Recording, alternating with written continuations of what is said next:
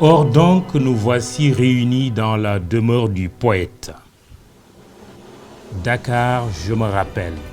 Je me rappelle les fastes de cette aube culturelle où Léopold Sédar Senghor nous tailla un manteau royal en faisant de Dakar, ce petit bout de terre, pointe avancée dans l'Atlantique, la capitale mondiale de la culture noire. Dakar, je me rappelle. Mon âme juvénile et mon cœur d'écolier émerveillé se souviennent encore de ce Dakar 3 semaines durant, immense chapiteau de toutes les expressions artistiques du monde noir. Ils étaient tous là. Fin de citation. Il est là aussi, je le cite encore, Or 3210. Or donc, notre souveraineté internationale avait 6 ans. Et nous voilà au rendez-vous de l'histoire. Dakar est en fête et la liesse populaire ivre des mélopées de la diva Madatiam chantant sous nos festivals. Mesdames, Messieurs, bonsoir. Qui mieux que l'auteur de cette ode nostalgique et puissante pour nous parler du premier festival mondial des arts nègres? Qui mieux que l'ami à la fois des 4 mousquetaires de la négritude, Léopold Sédar Senghor, Aimé Césaire, Léon Gontran Damas et Alioune Diop pour nous conter le plus grand événement culturel du monde noir aujourd'hui en son âge cinquantenaire, El Hadj Abdoul Hamidou Sall. Bien sûr qu'il s'agit de vous. Bonsoir. Bonsoir. Et merci d'être l'invité du 30e numéro de Les Affaires de la Cité. Merci. Telle la cité grecque que vous connaissez bien sûr, en bon helléniste, nous allons tout de suite suivre vos ports et traits avec vos amis. C'est un récit de Dieynaba Seydouba.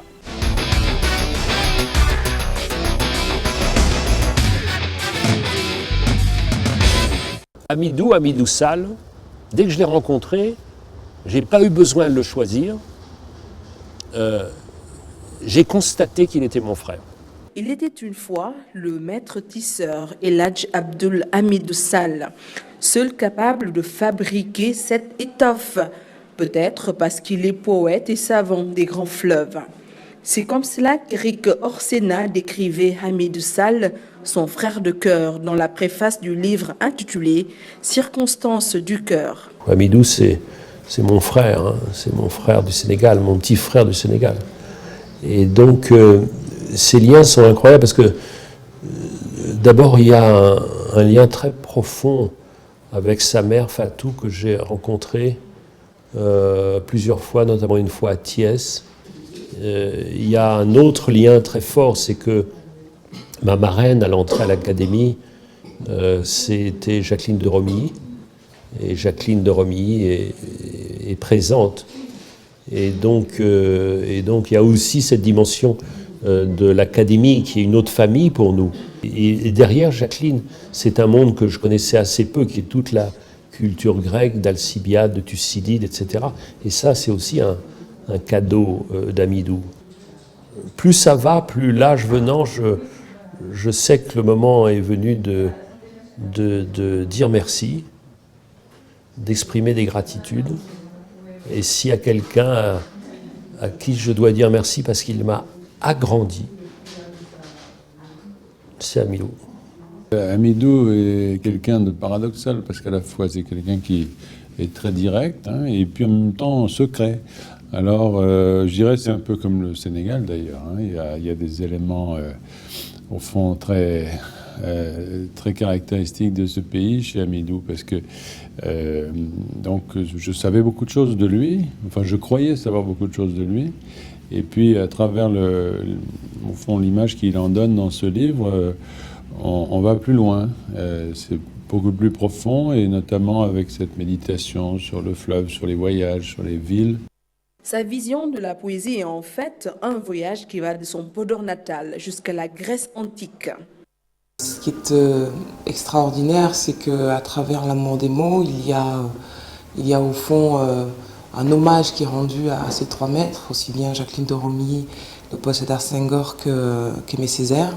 Et il leur rend un hommage qui vient du fond du cœur, puisqu'ils l'ont formé à la fois intellectuellement et sur le plan de la sensibilité.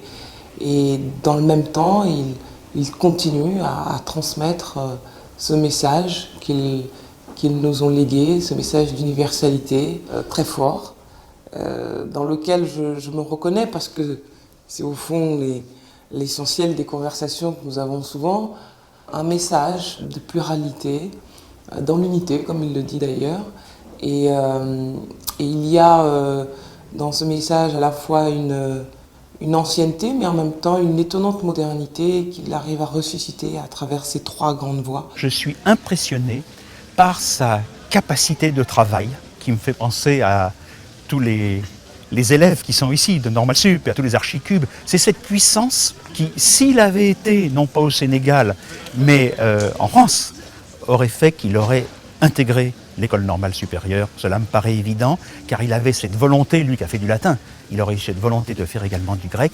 Et je suis impressionné, je disais, par sa capacité de créativité littéraire, sa capacité de création et de publication. Vous savez, j'ai rencontré beaucoup de gens qui ont connu Césaire, qui ont connu Senghor. Et je dois avouer très sincèrement que Hamidou est vraiment la seule personne que je connaisse qui parle de Césaire, qui a cette faculté de parler de Césaire et de Senghor de la façon dont il le fait, avec tellement de justesse, tellement de passion. Il est intarissable. Il vous donne envie de lire Césaire, de lire Senghor. Connu pour sa filiation spirituelle à Léopold Sédar Senghor, Hamidou Sall était aussi très proche d'Aimé Césaire, mais également de Jacqueline de Romilly.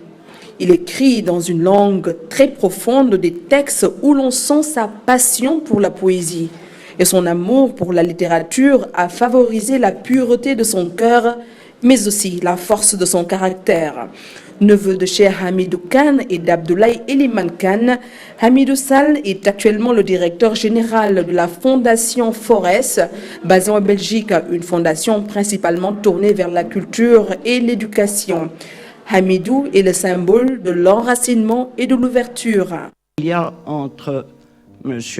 Hamidou Sall et moi un lien qui est un souvenir et très précieux pour nous tous et important sur nos vies, à lui et à moi, le lien que représente le souvenir de Léopold Sédar Senghor. Je suis ému à la pensée que malgré mon grand âge et mes difficultés, me revient le rôle précieux de lui remettre cette décoration et de le saluer pour la première fois de ce nom qui lui va bien et qui est beau, de chevalier des arts et lettres. Romilly, Senghor, Césaire peuvent être fiers de lui.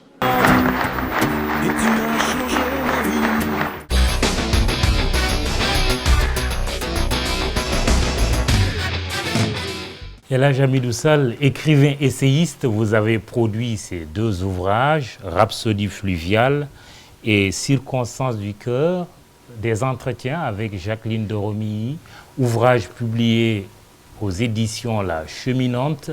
On vient de suivre vos ports et traits, Sédar, Césaire, de Romilly, Orsena, Ruffin, Oulou, Palsy, Yad, différentes générations de témoins sur votre personnage. Hamidou Sall, quel est le lien, j'allais dire le lien entre ces témoins d'une part et entre eux et vous d'autre part? Vous avez évoqué la figure de Jacqueline de Romilly. Ça me donne l'occasion de dire que le lien, c'est cette valeur si chère à ces sages de l'Antiquité, qui était la philia, l'amitié.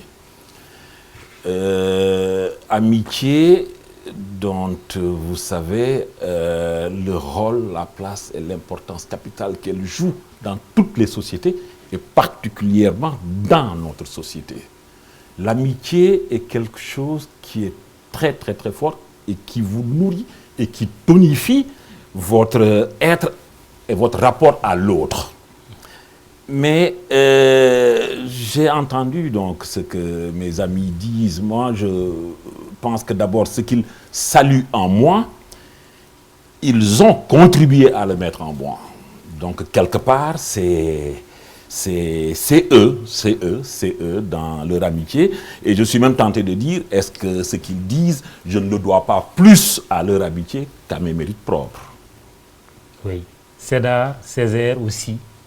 Vous les avez connus? Sédar, Césaire, Jacqueline de Romilly, oui. Jean-Christophe Ruffin, que je connais depuis une trentaine d'années. Éric Orsena, qui n'est pas mon ami, c'est mon frère, puisque chaque voyage au Sénégal, que je sois là ou pas, il est capable de faire le déplacement jusqu'à Thiès pour aller y saluer ma mère, l'embrasser. Bon, je vois qu'il a une photo où il est avec ma mère, qui ne le quitte jamais dans sa bibliothèque, dans son bureau, voilà. Bon, c'est les largesses du destin. Et puis la plus jeune, Ramayad. Ramayad, oui, qui est vraiment une amie, une sœur. Bon, Ramayad, vous savez aussi, il y a ce lien du Sénégal, le lien de son père qui était pendant longtemps assistant du président Senghor. Mais Ramayad, une femme intelligente, courageuse, que j'apprécie beaucoup et à laquelle je suis très, très, très lié. Mais tout ça, je dis, encore une fois de plus, je le dois à quelque chose que je ne peux pas expliquer, mais que j'appelle les largesses du destin. Bonsoir à ce public composé d'hommes et de femmes de culture. Il y a les étudiants de l'École nationale des arts, fondée par Léopold Sédar Senghor. Le Sénégal, un pays de culture. Il n'est pas la terre natale de Senghor et d'Alioune Diop pour rien. C'est ce petit pays fraîchement indépendant en 1960 qui a eu l'honneur d'accueillir le monde noir et sa culture en 1966. Il y a 50 ans, en cette année 2016, le Festival mondial des arts nègres, un rendez-vous culturel qui a permis à l'homme noir de réaffirmer son identité culturelle et sa créativité artistique après des siècles de domination occidentale, mais surtout de négation de la civilisation noire. Mais qu'est-ce qui différencie le Festival de Senghor de 1966 et le Fesman de Wade de 2010? Des témoignages dans ce document d'Ibou Diouf, pas l'artiste ici présent ce soir, mais le reporter de TFM. Les images sont de Mohamed Dien.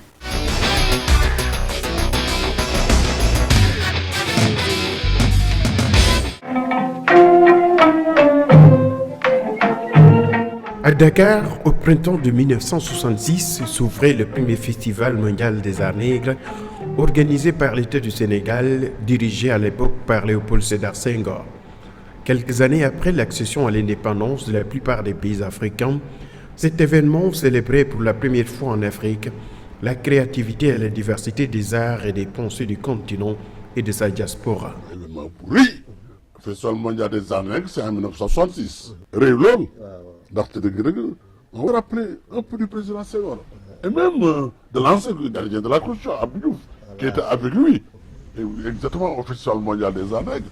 C'est un grand événement historique. Cette manifestation couronnait, pour ainsi dire, la réconciliation de l'Afrique avec elle-même après plus d'un demi-millénaire de chaos et qui ont pour nom esclavage, déportation, colonisation. Elle a porté par la même occasion la preuve que l'Afrique avait réussi à transformer la déportation en richesse.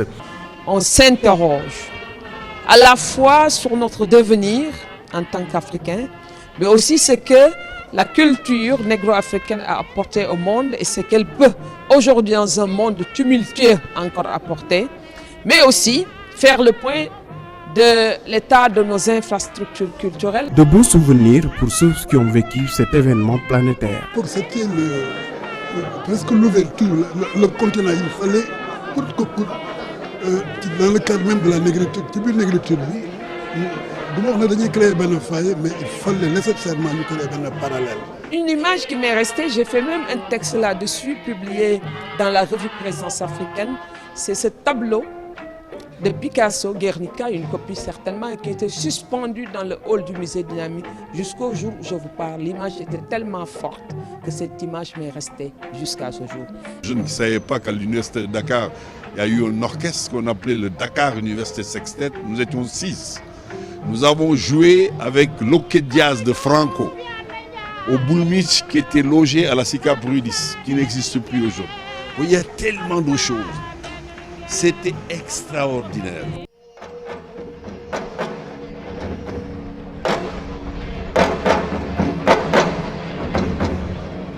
Après Dakar en 1966 et Lagos en 1977, la capitale sénégalaise a eu l'honneur d'accueillir la 3e édition du Festival mondial des arts nègres qui se tenait du 10 au 31 décembre 2010 sous le magistère du président Abdoulaye Wade, avec le Brésil comme invité d'honneur.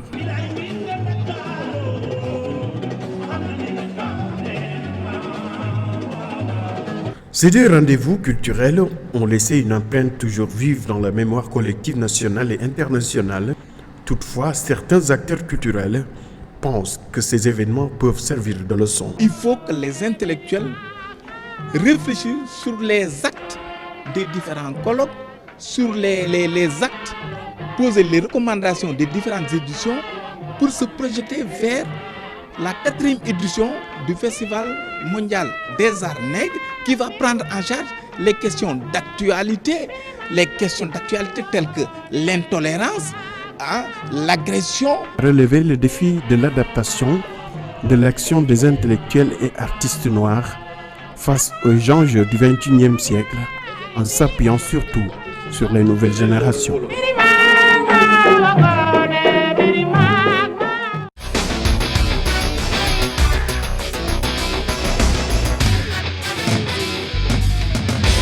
Hamidou Sall, une question qui nous brûle tous là, la langue, c'est quoi la différence entre le festival de Senghor en 1966 et le FESMAN en 2010 du président Wade, mais aussi la différence entre ce premier festival et les autres, Alger, Lagos, le Congo? Question difficile pour moi parce que moi je pense que l'activité humaine s'inscrit dans le temps qui se déroule. Chaque activité doit s'enrichir des avancées de son époque. Si je me suis tant intéressé au Festival mondial des arts nègres que je n'ai pas véritablement vécu, parce que je ne l'ai pas vécu activement, intellectuellement, c'est parce que il y avait quelque chose qui a interpellé ma curiosité. Le Dakar de 1966, qui a abrité le premier Festival mondial des arts nègres. C'était un Dakar où il n'y avait pas l'hôtel Radisson, il n'y avait pas l'hôtel Novotel, il n'y avait pas tous les grands palaces d'aujourd'hui. Il n'y avait pas de fax, il n'y avait pas de texto, il n'y avait pas de beaucoup d'avancées technologiques. Internet. Et pourtant, c'est là qu'une équipe d'hommes a réussi quelque chose d'extraordinaire en faisant de Dakar un immense chapiteau de toutes les expressions artistiques du monde noir, capitale mondiale de la culture, mais sur ce petit bout de terre, il y avait quelque chose de fascinant et de merveilleux qui a incité ma curiosité. D'où largesse du destin, ayant eu l'occasion d'interroger Senghor, je n'ai pas arrêté de creuser pour essayer de comprendre cette logique qui était, ce fil conducteur qui était dans cette dynamique qui a porté ce grand événement. Césaire de même. Parce qu'au fond, il ne faut pas oublier que le premier Festival mondial des arts nègres, il est, pour remettre, disons, le texte dans le contexte, il est l'aboutissement d'un long processus. Années 30, les années d'avant-guerre, dans le Paris fébrile donc, de cette époque, deux jeunes, trois d'ailleurs, deux, disons, commençons par les deux, venus d'horizons lointains mais si proches, se rencontrent dans la grise cour d'un lycée parisien, au lieu de savoir français. Quelque chose qu'ils ont en commun les rapproche et une amitié naît. C'est Senghor et Césaire. C'est cette amitié qui va s'élargir, qui va s'ouvrir à Léon Gontran Damas, et c'est le début de l'aventure de la négritude. Revendication d'une identité niée, bafouée, moquée. À un certain moment dans leur processus apparaît un livre signé par Léo Frobenius qui osa mettre deux termes jamais mis ensemble, civilisation et africaine. Le combat continue. Affirmation de la dignité noire, culture différente mais fondamentalement égale aux autres.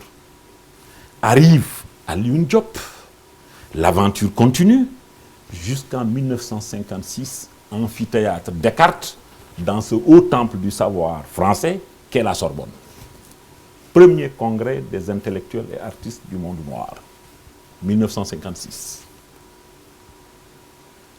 Quelques années après, les assises du Capitole en Italie, à Rome. Deuxième congrès. Léopold Sédar Senghor, pour des raisons de calendrier, parce que nous sommes à la veille des indépendances, n'avait pu prendre part à ces assises. Mais de loin, il les a suivies, et ce sont ces assises du Capitole à Rome qui décidèrent de la tenue d'un festival en terre africaine. Un an après indépendance, de toute cette bande, il y eut un homme qui s'est retrouvé à la tête d'un État. Donc, lui revenait l'obligation et la responsabilité d'abriter les états généraux de cette négritude-là. Et c'est Léopold Sédar Senghor. 1960, donc, le Sénégal est indépendant. On doit y organiser un festival. Il discute avec ses amis.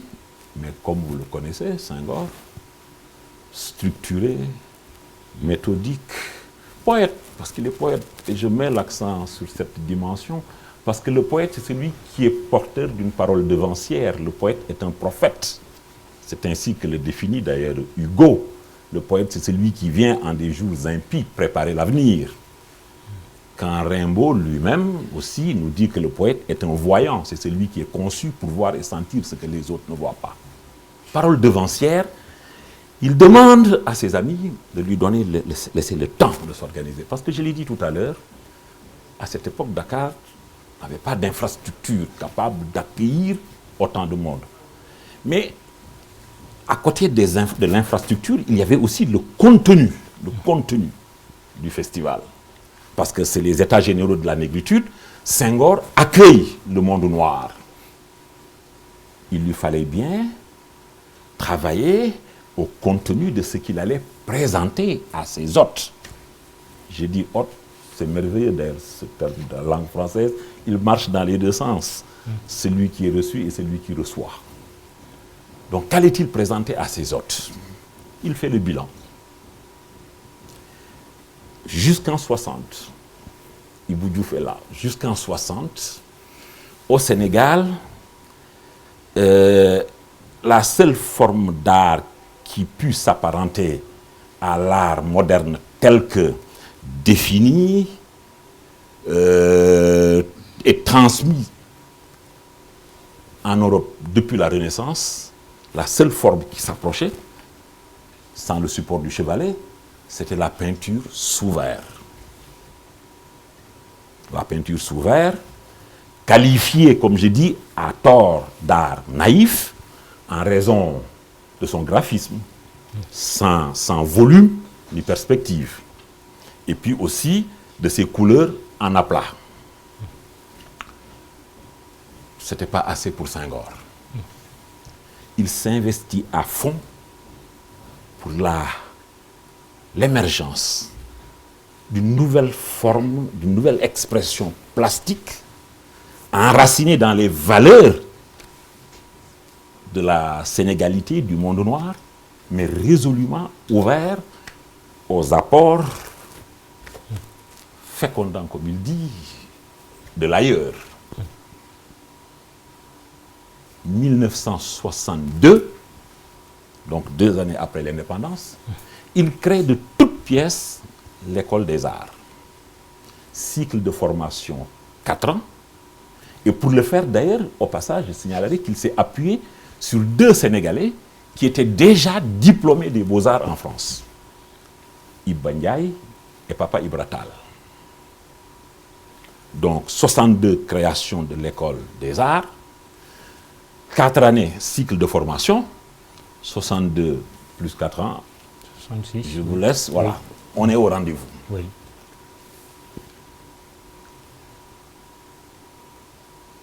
Naît quelque chose de nouveau en matière d'art plastique. Pourquoi Senghor tenait-il à avoir quelque chose à présenter à ses hôtes? C'est du fait que, en fait, le Nigeria s'imposait comme invité d'honneur. Mais le Nigeria, c'est quoi? Le Nigeria, c'est Nok. Le Nigeria, c'est Ifé. Mais à côté du Nigeria, avec le Nigeria, il y avait tous ces pays tellement riches en traditions culturelles qui allaient être à Dakar. C'est les bas-reliefs d'Abomey, c'est l'art du Bénin, c'est les plateaux Fumban du Cameroun, c'est le Tchad, c'est le Niger, c'est tous ces pays-là. Donc, il fallait à côté présenter quelque chose. Et voilà comment Senghor a conçu de toutes pièces ce qu'il est convenu d'appeler aujourd'hui l'école de Dakar. Et autre infrastructure pour accueillir ses hôtes? Autre infrastructure pour accueillir ces hôtes, je suis heureux d'ailleurs de... Oui. Il faut citer d'abord, le théâtre Daniel Sorano, le théâtre national Daniel Sorano, mais il faut citer cet autre merveilleux édifice. Senghor, chez lui, rien ne relève du hasard.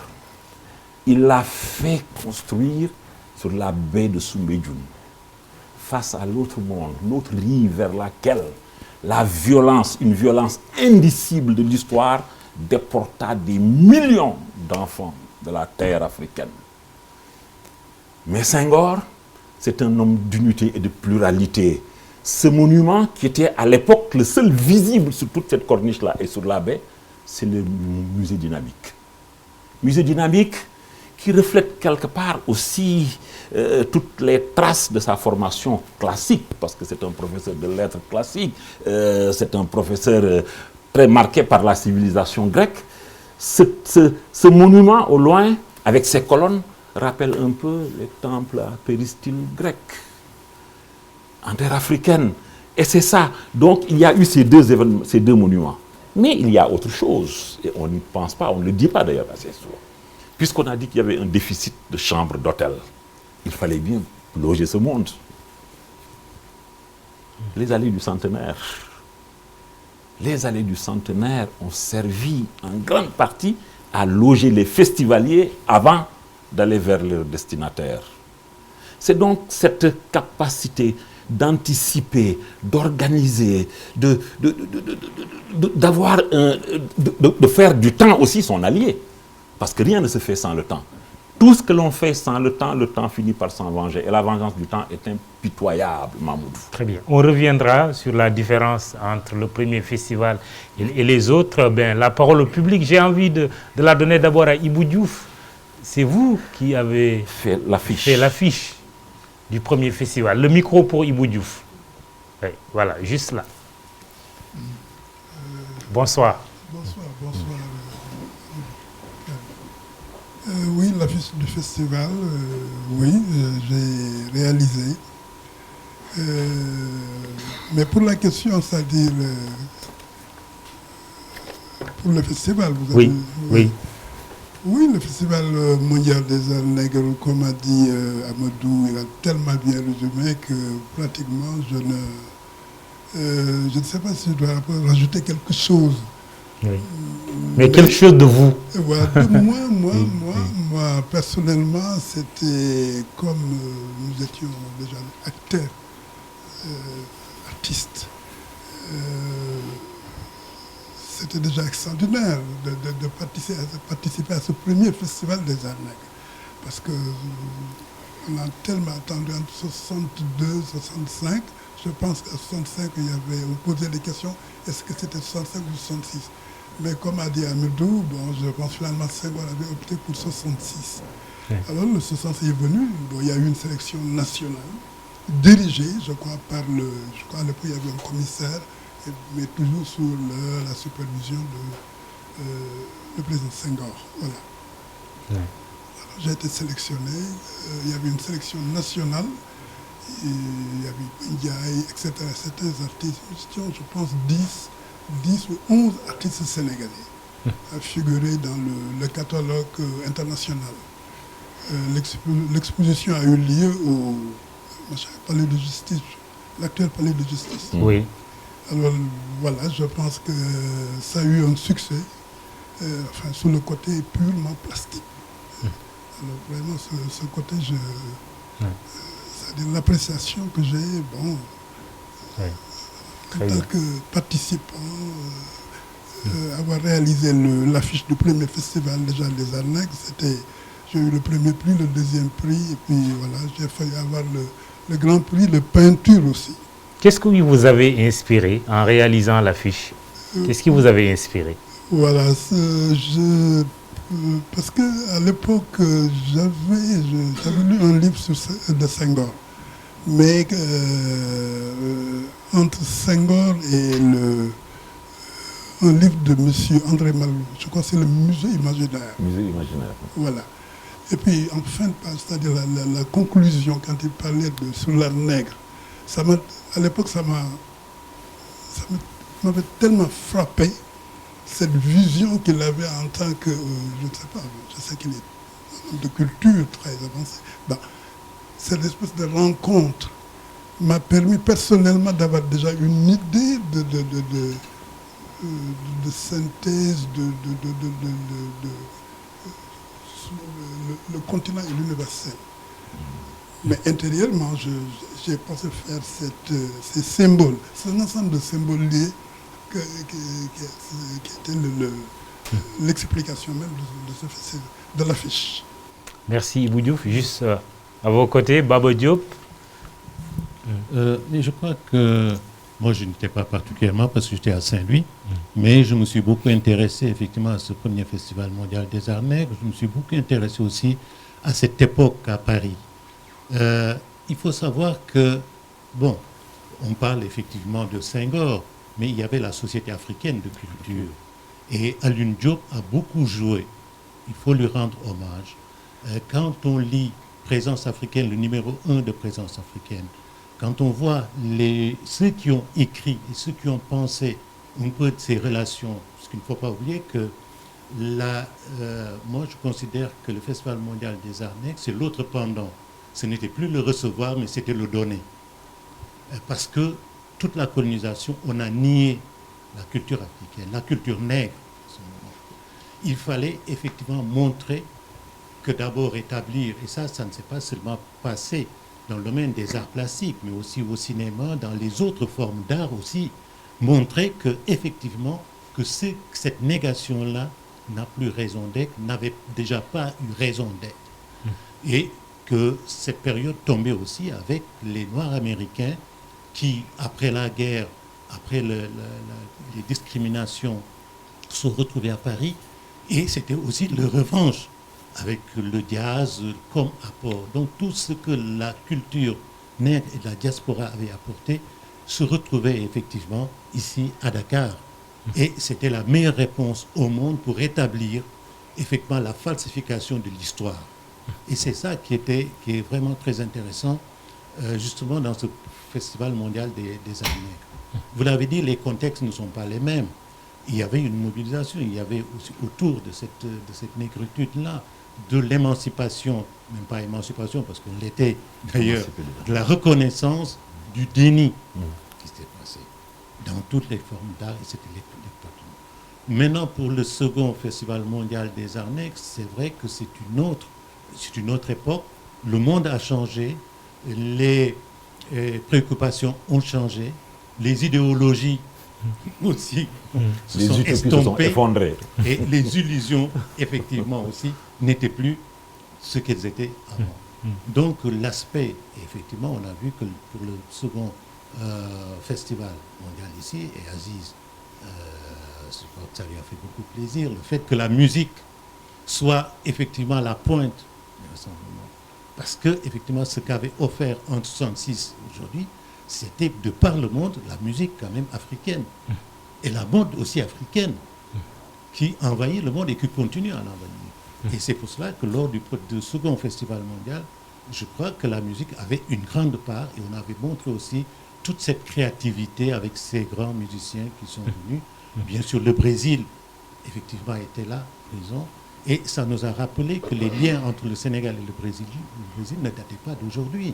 Orfeo Negro, et je l'ai dit, effectivement, comme j'avais en charge effectivement le volet cinéma, j'ai dit que Orfeo Negro, c'était quand même ce qui représentait la première forme imagée de l'introduction de l'Afrique et de la diaspora dans le monde du cinéma, qui était toujours inventé en Europe. Très bien.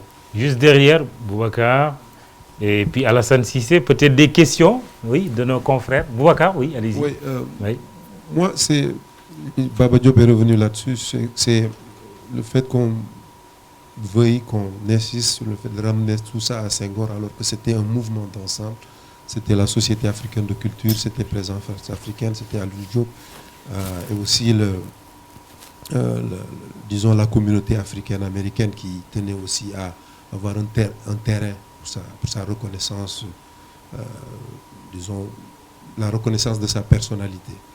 Moi, la question que j'aimerais poser, c'est pourquoi, en dépit du fait qu'on a présenté le Festival mondial des arts nègres de 1966 comme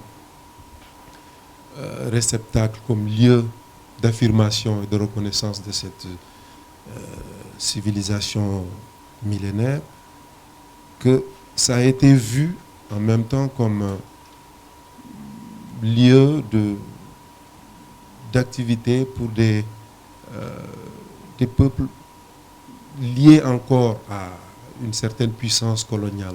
Il y a des pays qui se disaient révolutionnaires qui n'ont pas voulu participer à ce festival-là, qui était déjà indépendant, et qui, après, ont pu organiser en 1969, bien que le Sénégal a participé en 1969, mais en 1969, par exemple, à Alger, le Festival culturel panafricain a été vu comme plus révolutionnaire que le Festival mondial des arts nègres de 1966. Pourquoi cette image de révolution colle-t-elle à celle de 1966 alors qu'il y avait un pendant 3 ans plus tard sur une terre algérienne qui était vue comme la terre des révolutionnaires, la Mecque des révolutionnaires africains. Merci Boubacar. Alassane Cissé. Merci Mamoudou. Et moi, je me réjouis de cette rencontre et également de la célébration du premier Festival mondial des arts nègres. C'est une bonne chose. Mais pour quel objectif? Et quelle perspective? La première édition du Festival mondial des arts nègres s'est déroulée en 1966. La deuxième édition s'est déroulée en 1977 au Nigeria, sous la houlette du général Obasanjo, avec le général Finze qui disait, Alim Badrebey le rappelle souvent, the festival is business. Et on a frôlé en 1977 un clash diplomatique. Et c'est 33 ans plus tard, en 2010, que la 3e édition du Festival mondial des arts nègres s'est tenue.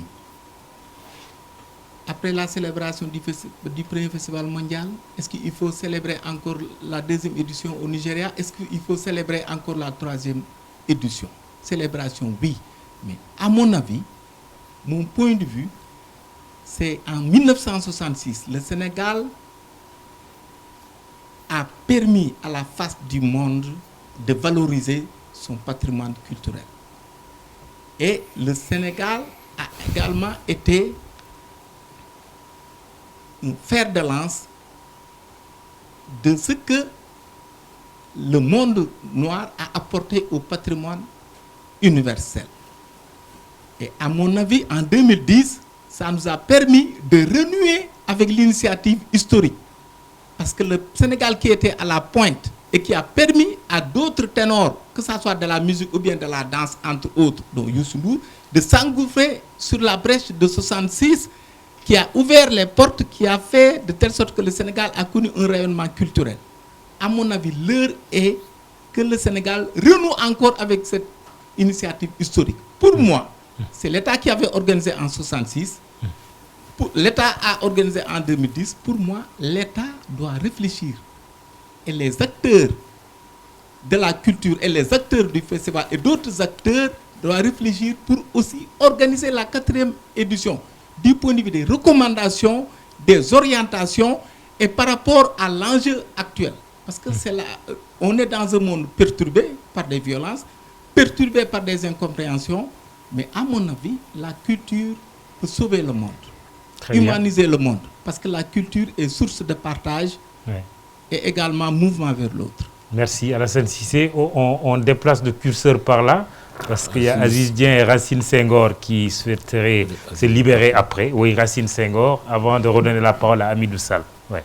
Merci Mamoudou. Je voudrais vraiment vous féliciter de cette rencontre autour de mes deux serviteurs, Hamidou et Mamoudou. N'est-ce pas, les Sérères sont gâtés aujourd'hui. Heureusement que nous ne sommes pas des serveurs. Et dire que, en fait, le Festival mondial des arts nègres a aussi aidé à cultiver cette culture bien de chez nous, initiée depuis Kourou Kanfouga, de la parenté plaisante, la valorisation des cultures africaines et leur extension à travers le monde. Parce que ces cultures africaines, le Festival mondial des arts nègres a permis de voir qu'elles ont essaimé dans les Amériques et que beaucoup y est resté, qui a gardé d'ailleurs plus que de pureté pour n'avoir pas été du tout aliéné. Mais je voudrais dire qu'effectivement, le premier Festival mondial des arts nègres avait été un souhait de l'ensemble des intellectuels et artistes noirs. Qu'il y ait eu des défections, c'est normal, l'Afrique était indépendante et beaucoup de voix s'étaient dégagées. Ce qui est intéressant d'ailleurs, c'est de voir que tous les contradicteurs de ceux qui ont organisé le mouvement, le festival, se sont retrouvés après, quelques années après, pour parler encore le même langage.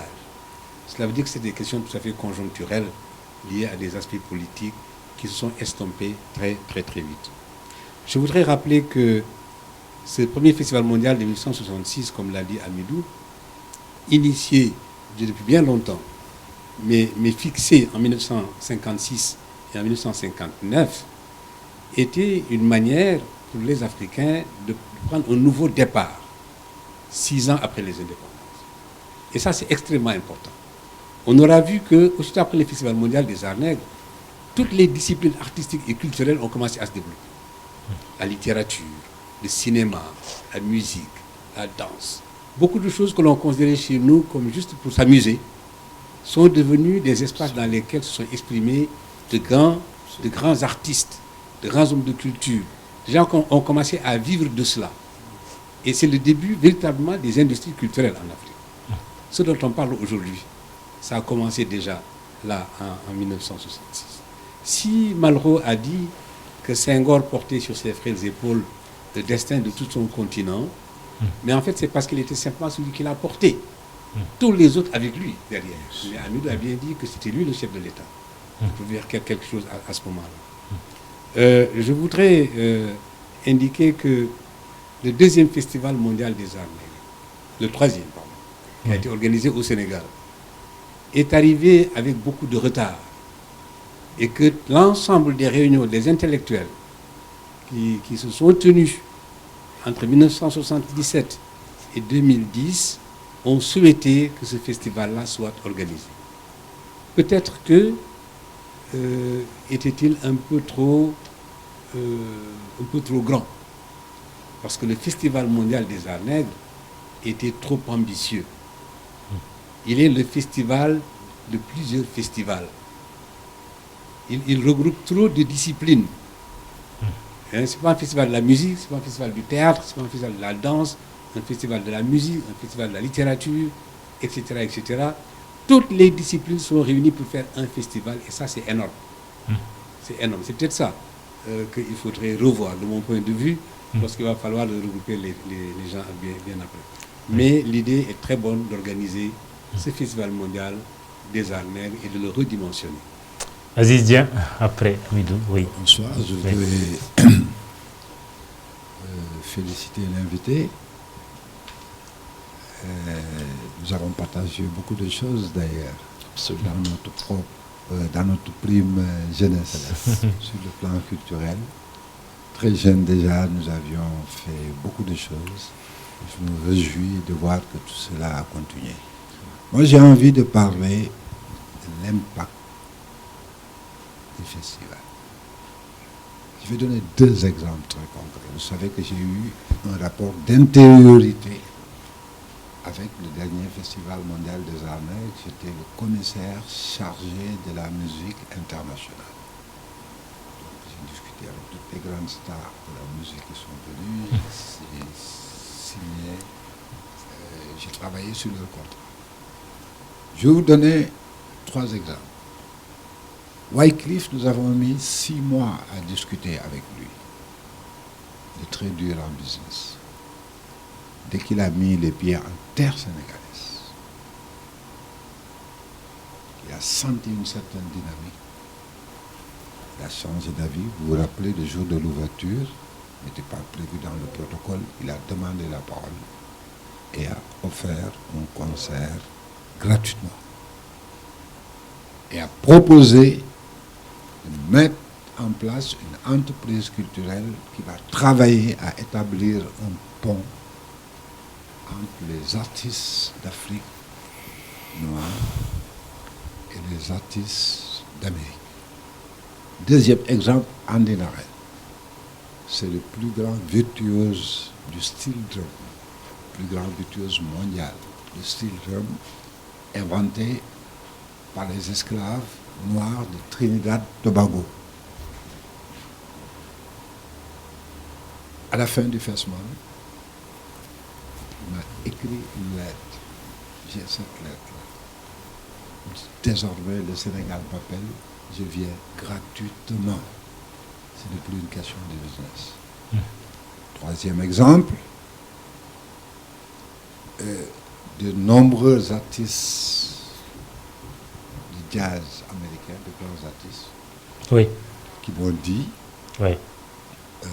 nous allons organiser un comité des amis du Sénégal pour le prochain festival. Mais l'exemple le plus important que je voulais donner, je viens du Brésil. J'ai participé au Brésil à un séminaire pour la préparation de la prochaine édition du Festival mondial des arts nègres, parce que le Brésil va organiser l'année prochaine, le dernier trimestre de 2017, un Festival mondial des arts nègres. Ah, ça, c'est une information. Et c'est là-bas, c'est très important ce que je vais dire, que j'ai pu mesurer l'impact des 2 festivals. Parce que durant tout ce séminaire de préparation, 3 noms ont résonné. Le Sénégal, Senghor, Abdoulaye Wade, juste parce qu'ils ont pu, à partir de leur posture étatique, agiter la question noire aujourd'hui. Parce que comme vous le savez, au Brésil, il se pose une question noire. Et il y a un lien entre cette question noire-là au Brésil avec la situation des Noirs de toute la diaspora, avec la situation aujourd'hui des Africains qui souffrent encore des conséquences de la colonisation et de l'esclavage. Merci Azizien. On va revenir à vous tout à l'heure. Le Brésil qui organise aussi les Jeux Olympiques au mois d'août. Alors, Hamidou Sall, Alioune Diop. Oui, moi je voudrais commencer par là, parce que je voudrais quand même que quelque chose soit très clair. J'ai été un peu en peine quand j'ai entendu notre ami vouloir me prêter un propos consistant à ramener tout à Senghor. Non. Premier congrès, 56, Alioune Diop,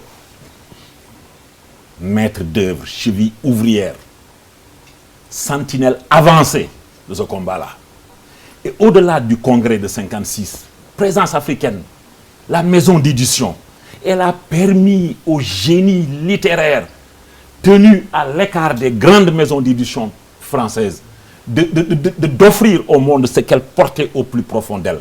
Alioune Diop, le congrès du Capitole, Rome, Alioune Diop, et même la préparation au quotidien, nuit et jour, avec vigueur, abnégation, courage, lucidité, Alioune Diop.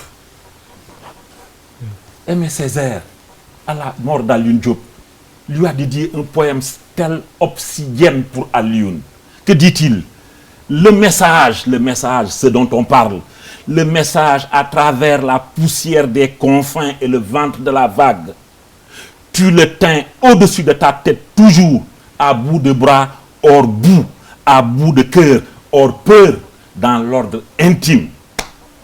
Toujours fidèle à l'ordre intime. C'est ça, Alioune Diop. Alioune Diop a été la pièce maîtresse de ce festival-là. Mais il ne faudrait pas oublier que le festival a été abrité par un État à la tête duquel il y avait quelqu'un qui exerçait quand même des fonctions et qui a fait construire tous les édifices dont j'ai parlé. C'est donc la complémentarité et la combinaison de tout ça. Et ils étaient compagnons. Ils étaient compagnons. La cheville ouvrière de ce premier festival mondial des arts nègres, c'était la Société africaine de culture. C'est eux qui étaient truelles à la main. Mais il fallait l'apport de l'État, il fallait... et même à l'époque, rappelez-vous, le Sénégal n'avait pas de ministre de la Culture. Qui exerçait les fonctions de ministre de la Culture? Pardonnez-moi de le citer, mais c'était Léopold Sédar Senghor. C'est uniquement ça, c'est pas autre chose. Ne créons pas des problèmes là où il n'y en a pas. Oui. Alors, le Sénégal doit reprendre l'initiative historique, l'initiative culturelle. Bon, on apprend déjà que le Brésil va abriter le prochain Festival mondial des arts nègres. Une information Azizien. Oui. Oui. Mamoudou. Oui. Je parle du Sénégal, mon pays, avec beaucoup d'émotion et beaucoup de passion. 1960, ce pays est indépendant. Quelle est la réalité du Sénégal? Quel est le contexte? C'est un petit pays, petit par sa taille, par sa superficie.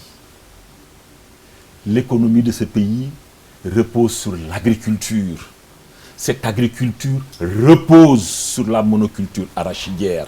Cette monoculture arachidière est tributaire des aléas climatiques.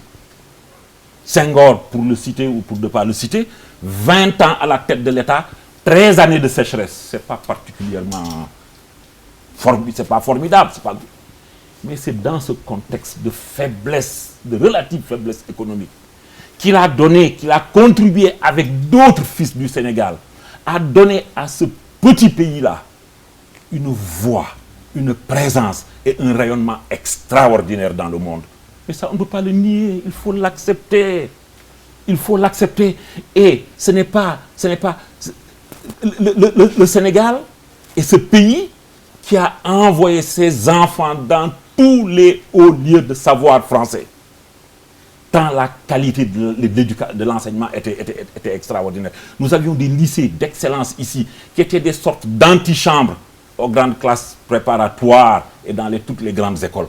Citez-moi, donnez-moi un nom d'une grande école, et même au-delà de l'espace français. Les gens sont allés à MIT, à Wharton, à partout. Mais ça, c'est le génie de tout un peuple, c'est une histoire. Donc ce Sénégal-là est une sentinelle avancée dans beaucoup de combats sur le plan diplomatique, culturel, éducationnel et tout.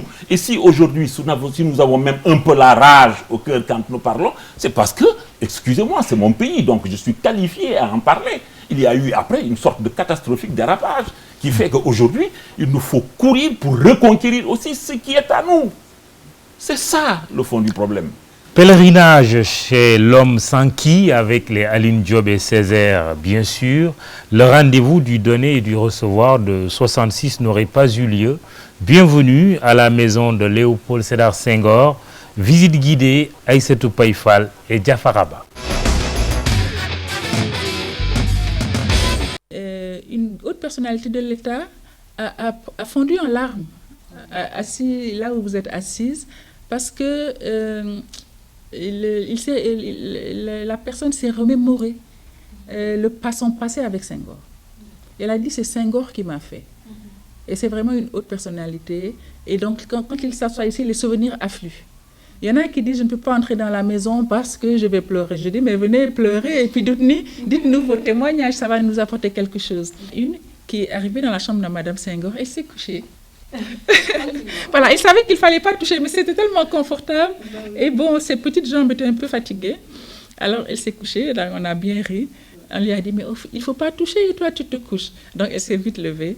Et je lui ai dit, tu pourras au moins dire, moi, je me suis couchée sur le lit de Madame Senghor. Ceux qui viennent visiter le musée sont toujours en communion avec le président Léopold Sédar Senghor.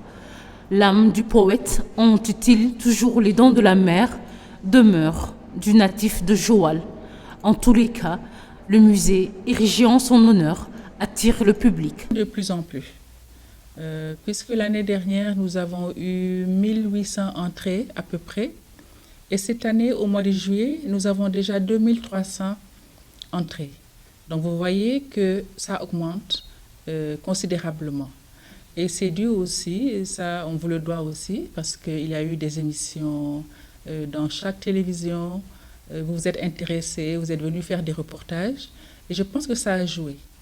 Et le bouche à oreille marche aussi, beaucoup, et nous avons remarqué que les gens qui viennent sont tellement enthousiastes qu'ils disent « je reviendrai avec mes enfants » ou « je reviendrai avec ma famille ».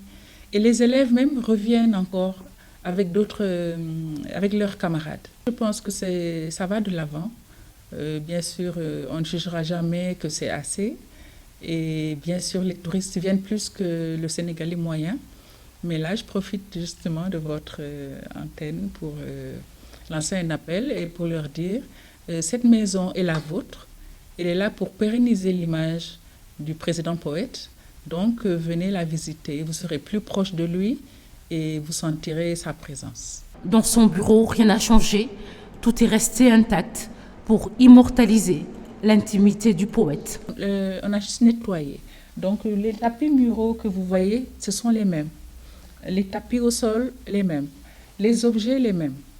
Un inventaire a été fait et on a remis les objets au même endroit où le président Senghor les avait laissés en partant. Vous voyez, l'Institut Goethe nous a aidé à faire un reportage filmé. Et un grand technicien, un technicien de talent qui a une grande expertise, qui s'appelle Mamoudou Sea Ndiaye, est venu faire l'inventaire, objet par objet. Donc, ils sont tous numérotés. Vous voyez, et on les a remis à leur place. Parce que s'ils n'étaient pas à leur place, ce serait un musée sans être un musée. Vous voyez. Maintenant, l'important, c'est que ce sont les objets de Senghor qui lui appartenaient, qu'il a acheté ou qu'on lui a offert. Certains, c'est évident qu'on les lui a offerts. Je vous en montrerai un tout à l'heure. Pour l'entretien du musée, une équipe est déjà en place, mais une salle de lecture ferait bien l'affaire de certains. Se tiennent bien, c'est des objets solides, je dirais. Il faut quand même dépoussiérer, nettoyer. On a une équipe, la présidence nous a délégué une équipe pour nettoyer. Alors, bien sûr, nous sommes ambitieux pour ce musée. Comme vous voyez, nous ne sommes pas nombreux et nous aimerions avoir une équipe plus étoffée parce qu'il y a un travail de bibliothécaire à faire, il y a un travail d'archiviste, il y a un travail de recherche, il y a un travail de documentation. Bien sûr, le travail de présentation, on le fait. Barthélemy le fait très bien et moi, je le fais pour les visites officielles aussi. Mais chaque partie du musée, par exemple, rien que les livres, mérite une salle spéciale, une salle de lecture. Parce que je suis seule à profiter de ces trésors, je suis très contente, mais ça, bon, voilà, parfois je suis un peu frustrée, je me dis, je vois des livres de Georges Balandier que je cherchais quand je faisais ma thèse de 3e cycle en 82, et c'est ici que je trouve ce livre de Georges Balandier, dont je n'ai eu que des extraits. Et beaucoup de chercheurs viennent et nous disent, j'en ai besoin. Et bon, on leur dit, restez là, sous notre surveillance, consultez, prenez des notes et puis rendez-nous, on range. Lui, c'est Barthélemy Sarr, proche du poète Léopold Sédar Senghor, maître des lieux, guide à approcher pour découvrir et apprécier le charme du lieu mythique. Et puis parlant de livres, Aïssatou Païfal me souffle à l'oreille la présence du Saint-Coran à côté de la Sainte Bible dans la maison de Léopold Sédar Senghor. Que pensent les concitoyens de Senghor, de la culture? Aïssatou Paye Fall a promené son micro à travers les rues de Dakar.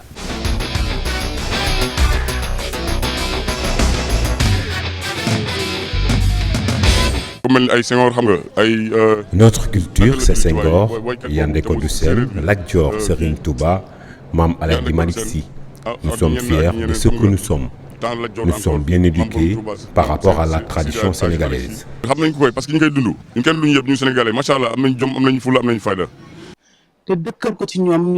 Nous connaissons notre culture sénégalaise. Peu certes, mais nous en savons quelque chose. Si nous nous référons aux ancêtres, nous allons manger du mil comme eux. Les enfants aussi, nous devons leur expliquer ce qu'est la culture sénégalaise. Une fois l'enfant éduqué, s'il s'agit d'une fille, la donner en mariage en suivant les rites de la cérémonie nuptiale. Nous, jeunes, ne connaissons pas notre tradition parce que nous copions beaucoup les Blancs. Regardez comment je suis habillée, comme les Toubab. Ce n'est pas ma tradition. Par contre, je suis Halpulaar, je connais ma tradition, je viens de Podor, je sais tout de ma culture, mais je ne l'applique pas comme il se doit. Certains Sénégalais connaissent bien leur culture. Par contre, d'autres l'ignorent, parce que le monde change et ils suivent d'autres traditions. Si nous écoutons les chefs religieux et l'État, certains connaîtront mieux leur culture.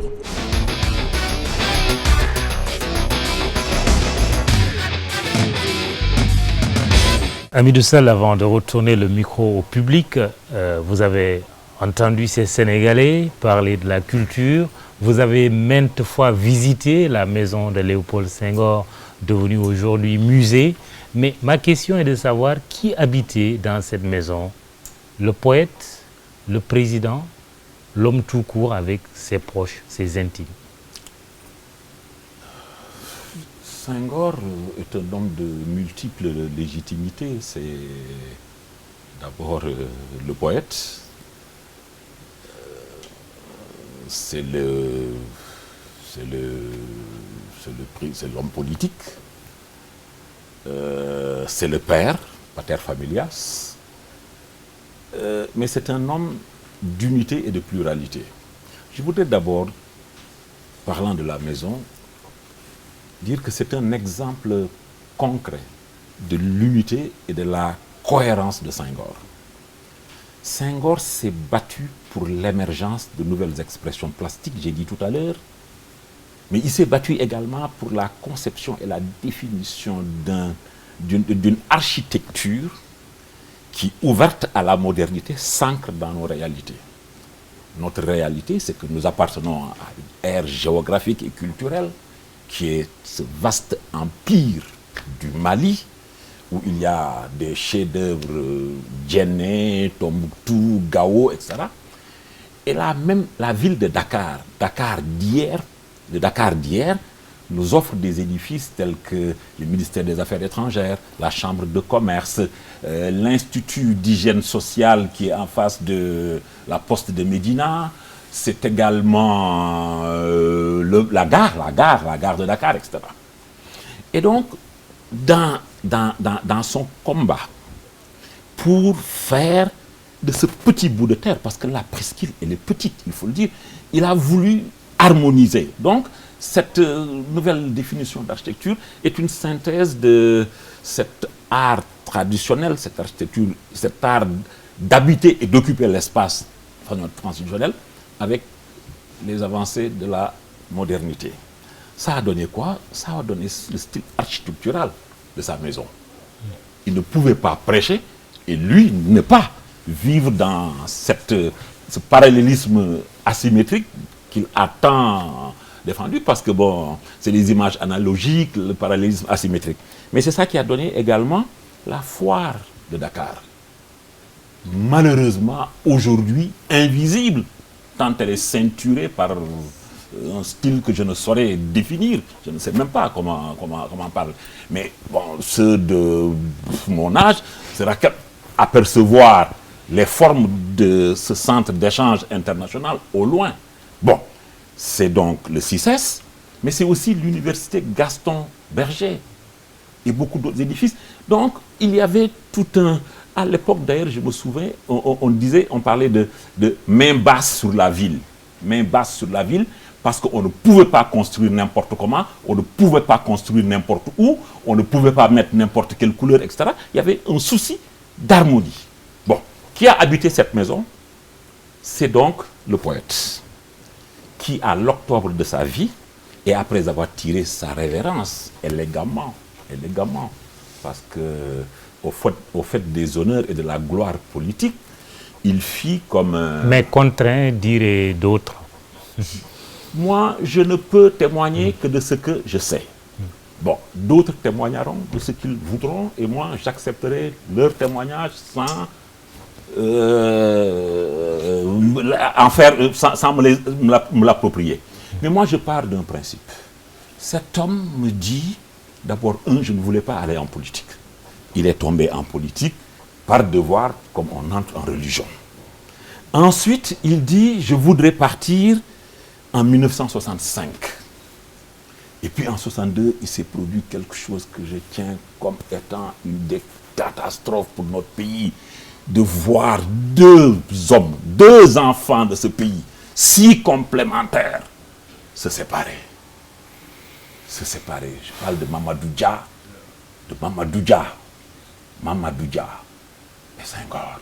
Mamadou Dia, un homme qui, prenant les questions de développement, prenant les questions économiques, aurait donné au Sénégal et propulsé le Sénégal à un niveau extraordinaire. Senghor, l'éducateur, l'enseignant, le diplomate, deux en un pour une gloire du Sénégal. Mais les épigones sont passés par là en dressant les uns contre les autres. Bon, et puis ça a donné ce que ça a donné.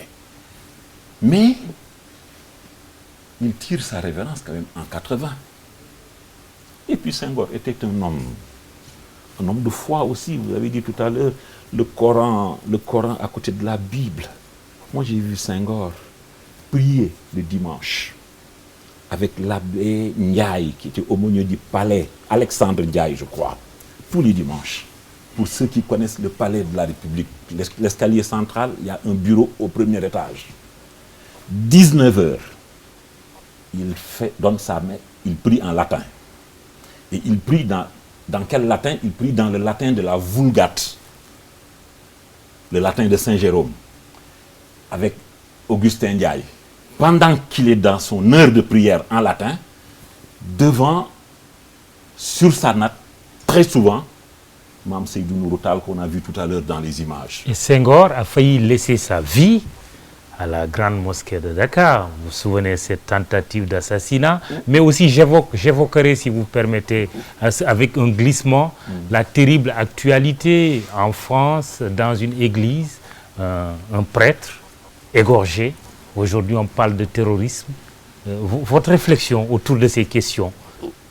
La religion, la spiritualité. Oui. Mamoudou, les journalistes ont ceci de particulier. Ils sont quand même des espèces de terroristes, entre guillemets, quoi, parce qu'ils savent vous couper dans l'élan de votre pensée. Il y a quelque chose que je disais qui me paraît être extrêmement important. J'ai vu tous les dimanches, beaucoup de dimanches, Senghor, après sa prière avec Alexandre Ndiaye, passer une demi-heure sur un canapé 3 places, lui au milieu, Seydou Nourou Tall à droite et l'abbé Ndiaye à gauche. Ensuite, la voiture se met en position, prend le boulevard de la République, dépose l'abbé Augustin Ndiaye, je crois qu'il s'appelle Augustin Ndiaye, à la cathédrale et continue après le ministère de l'Intérieur pour déposer Mame Seydou Nourou Tall juste à côté de l'immeuble qui porte son nom. Pour moi, ça c'est quelque chose qui est extraordinaire. Parce qu'il ne faut pas oublier, j'en arrive à ce qui se passe en France, ce qui est extraordinaire. Et avant cela, il a failli être tué. Soit, j'en arrive à ça aussi. Dans un petit pays,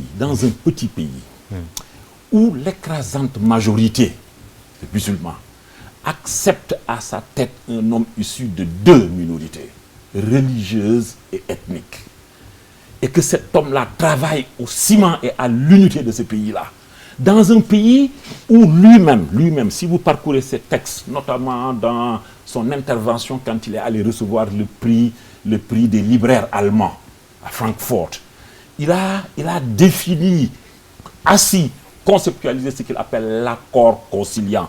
Cet accord conciliant au Sénégal, je le vois autour de la magie du quartier de mouton de la Tabaski et du bol de Ngalach quand arrive la Pâque. Ça a l'air de rien, mais c'est quelque chose qui est extraordinaire dans un pays où les gens se supportent, se tolèrent, les familles se croisent entre musulmans et catholiques. On partage le Ngalach, on partage la Tabaski, on cultive ensemble des champs, on construit ensemble des mosquées ou des églises. Quand je vois que en voyageant dans le monde, il y a des pays dotés de richesses extraordinaires, ils ne peuvent rien en tirer parce qu'ils passent toute leur vie à s'entretuer parce que tu es catholique, parce que je suis musulman, parce que tu es à telle ethnie, etc. C'est une chance extraordinaire que nous avons ici au Sénégal. Et ça, il faut le dire. Maintenant, la grande mosquée.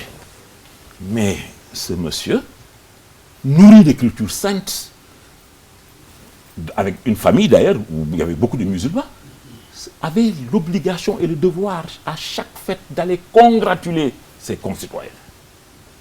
Et donc, il allait, à la fin de la prière, venir présenter ses vœux à l'imam et à la communauté. Et il y a eu cette tentative d'assassinat. Bon, ça s'est soldé, comment ça s'est soldé? Bon, ensuite, il n'a jamais perdu cet attachement et cette foi qu'il avait en la nécessité du dialogue interreligieux. Léopold Sédar Senghor, je vais vous surprendre, était un fin connaisseur des Écritures saintes. Il connaissait très bien le Coran. J'aurais pu vous raconter une anecdote extraordinaire qui montre à quel point cet homme-là avait une profonde connaissance. Et moi qui vous parle, il m'a souvent rappelé d'ailleurs mes obligations en tant que musulman, même quand j'étais avec lui au loin. Pour moi, c'est ça. Dans sa normalité. Et cet homme-là, oui. c'est cet homme-là qui, au fait de la gloire et des honneurs politiques, a tiré sa révérence, mais c'est un homme de foi qui a dit, comme dans les Écritures saintes, il dit son nunc dimittis domine servum tum, parce que je ne sais pas si vous connaissez ce passage dans les Écritures saintes, patriarche qui dit « Seigneur, ma mission est accomplie, maintenant je me retire ». Très bien. La parole au public, Lamine Samb, conseiller culturel du chef de l'État, Soleil Amama, Aline Badara Bey, Kassé, il y a aussi du Premier ministre. Et puis les étudiants de l'École des Arts. Bon, allez, le micro à vous. Allez-y, oui, Khalidou Kassé, et puis les étudiants après. Alors, merci beaucoup. Donc, je salue tout le monde. Je salue mon frère Hamidou Sall. Moi, je salue Mahmoud Ibrakan, qui m'avait invité à cette émission-là aussi. Donc, merci beaucoup. Je voulais poser une question par rapport à l'actualité. Parce qu'aujourd'hui, nous sommes dans un tournant décisif dans ce monde que j'appelle un monde de presse-bouton, où l'Internet est partout, où la Chine déroule ses tentacules partout. Est-ce qu'il ne faudrait pas aujourd'hui, au niveau de l'éducation, changer de paradigme? C'est-à-dire, quand on parle au niveau du curricula, nous avons aujourd'hui une jeunesse portée vers la lutte, une jeunesse portée vers la musique, la danse, etc. C'est une préoccupation de la population. Est-ce qu'il ne serait pas aujourd'hui important que le ministère de l'Éducation nationale ou simplement l'État puisse prendre en charge cet aspect pour créer, accompagner ces jeunes dans leur démarche? Parce qu'on sait que Senghor, à l'époque, nous chantait encore Yagana Yagana Bachebir Kabaga. Donc il aimait la lutte. Il faisait du rap. Hein? Il faisait du rap, exactement. Oui. Est-ce qu'aujourd'hui, il ne fallait pas que les intellectuels, créateurs, aujourd'hui prennent position pour accompagner cet aspect-là, comme l'avait fait Senghor et M. Césaire à l'époque, Léon Contran Damas, qui avait un peu fait ces mouvements intellectuels qui pouvaient aujourd'hui imposer leur vision à travers le monde.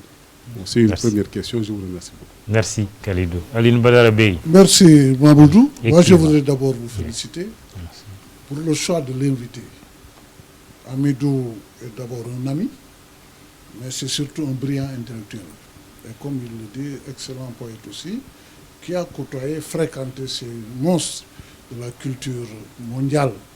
Aimé Césaire, Léopold Sédar Senghor et tant d'autres. J'ai voyagé avec lui 2 fois en Martinique où on a effectivement rencontré Aimé Césaire et il faut assister à cette rencontre pour comprendre l'estime que lui porte un homme comme Aimé Césaire. Donc c'est bien vraiment, je vous félicite Hamidou.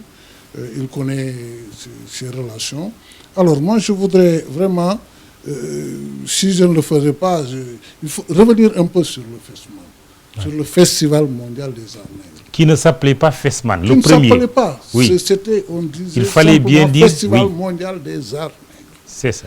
Et le FESMAN, d'ailleurs, il y a une histoire après sur le fait. Donc, je peux commencer par le Festival de 66. Parce que quand même, j'ai eu la chance. En 66, j'ai assisté à ce festival, j'avais 21 ans. Donc, de passage à Dakar, où je servais dans la marine française, où le président Senghor recevait donc les acteurs de la marine. J'avais demandé au président de rester pour pouvoir assister au festival. J'y ai assisté et j'avoue que dans mes interventions, je disais toujours que le Festival mondial des arts nègres était le festival des festivals, compte tenu de la pluralité des disciplines. Donc, c'était un festival qui avait une grande réussite sur le plan de la participation et surtout qu'il y a eu des correctifs aussi qu'on a pu déceler. Notamment, moi j'ai assisté quand même au haut fait. Je sais que la délégation brésilienne, il y avait un grand manquant qui était le poète Abdias do Nascimento, qui était noir et qui avait estimé que la délégation brésilienne était très blanche, donc on l'avait écarté. On l'a revu 40 ans après, pratiquement 30 ans après, à Rio, où il nous suppliait de venir assister au 3e Festival mondial des arts nègres parce qu'on l'avait empêché, la délégation brésilienne l'avait écarté. Et je vois que aussi dans ce festival de 66, il y a eu ces grandes distinctions, où il y a eu Ibou Diouf, il y a eu aussi le Congolais, le grand poète Tikaya Outamsi, Sembène Ousmane. Toutes ces ont été révélées par le festival de 66. Et par rapport maintenant au festival de 2010, je me disais toujours que je n'allais pas en parler parce que quand même j'étais coordonnateur de ce festival pendant 5 ans. De 2005 à 2009, j'étais le coordonnateur général de ce festival. Et je sais qu'à ce titre, on a eu à apporter des correctifs, notamment mais sur le plan de la participation. Donc la participation, sur le thème qui était retenu et tout ça, mais on avait surtout retenu aussi les faiblesses. Certains grands intellectuels n'avaient pas participé en 1966. Ils avaient boudé le festival à cause de la négritude peut-être, mais qu'on a pu rattraper. Bon, mais j'avoue que sur le plan de la réussite, j'étais plus emballé par le festival de 1966, qui a vraiment tenu en compte et qui a permis pendant 21 jours au Sénégal de vivre dans une ambiance carnavalesque. Et vraiment, c'était un fait extraordinaire. Ce n'était pas un poisson d'avril. Parce que non, le ça festival 66 a commencé le 1er avril, le 1er avril, 66. Effectivement, ça s'est passé au 1er avril. Oui. Et vraiment, j'avoue qu'il y a eu les temps forts. Par exemple, en 1966, il y a eu, c'est vrai, la grande nuit de la poésie avec Bachir Touré. Mais ce qui m'avait surtout frappé aussi, c'était le président Cissé Dia avec sa célèbre pièce, Les Derniers jours de la Dior, et qui a joué un rôle déterminant dans ma carrière littéraire. Et je vois qu'aussi à cette période, comme l'a dit Amidou, il n'y avait pas de ministre de la Culture. Abdou Diouf était le secrétaire général du gouvernement et c'est lui qui présidait beaucoup de manifestations, notamment la grande exposition nigériane qui s'est passée à la mairie. C'est Abdou Diouf qui l'a vu. Alors, donc, il n'y a pas que ces 2 festivals, il y a eu quand même 3 festivals. Oui. Quand même, le festival de 77 a permis de comprendre le fossé qu'il y avait entre le président Senghor, entre ce que le président comprenait les raisons culturelles de ce festival. Mais il y en a eu d'autres, Boubacar. Oui, il y a eu 69 à Alger. 69, c'était pas un festival mondial. Il y avait aussi un festival africain d'Alger. Oui. Mais le deuxième festival, qui était dirigé, Alsan l'a dit tout à l'heure, au temps de Olusegun Obasanjo, a permis de comprendre qu'il y avait un différend très profond parce que entre le Nigeria et le Sénégal. Le Nigeria a mis l'accent sur l'aspect économique. Et c'est vrai que le capitaine de frégate Fingezi, dès le début de l'ouverture, a dit « This festival is business. Donc, il a tout... Et les gens retiennent aussi que Alioune Diop, malgré le rôle qu'il a joué dans ce festival, a quitté Lagos. C'est ça. Il a quitté Lagos et il a boudé ce deuxième festival. Mais heureusement, bon, les choses ont été un peu rétablies. Quand même, pour l'emplacement maintenant, le lieu du festival, je dis que dans le débat qu'on a mené, il n'était pas question de faire tourner le festival. Il était question de fixer le festival au Sénégal, précisément à Dakar. Et là, maintenant, il va au Brésil. Soleil Maman. Ousmane Sow Usha. J'ai eu beaucoup de plaisir à entendre les gens. Je voulais rester dans cette posture, mais il y a une mémoire. Je vais donner quelques indications que, par exemple, pour 66, il faut souligner que si notre pays a eu ce bonheur de l'abriter, c'est quand même, c'était un moment fort qu'il fallait saisir, et le président Senghor l'a fait, pour procéder à une démonstration de ce qui se passait dans le monde entier par les arts nègres qui étaient, depuis l'aventure ethnographique, vous savez que des chercheurs de tous les pays ont sillonné tous les continents, des sociétés qui n'étaient pas encore connues, pour les étudier et faire des monographies sur elles. Alors ça, 66, c'était la première occasion pour faire la démonstration de ce que représentaient réellement les arts nègres, c'est-à-dire la culture noire.